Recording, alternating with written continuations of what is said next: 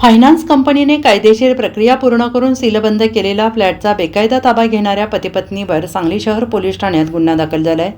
या प्रकरणी Sundaram home finance कंपनीचे अधिकारी अमोल रघुनाथ सुतार राहणार अगस्ती संगमचाळ अंबिका नगर क्रमांक 2 वागळे इस्टेट ठाणे यांनी फिर्याद दिली आहे। याबाबत अधिक माहिती अशी की संशयित नागनाथ रामचंद्र क्षीरसागर आणि त्यांची पत्नी माधुरी क्षीरसागर या दोघांनी सुंदरम होम फायनान्सकडून कर्ज घेतले, परंतु ते वेळेत न फेडल्याने फायनान्स कंपनीतर्फे क्षीरसागर यांची सांगलीतील कलानगर येथील मालमत्ता सीलबंद केली होती।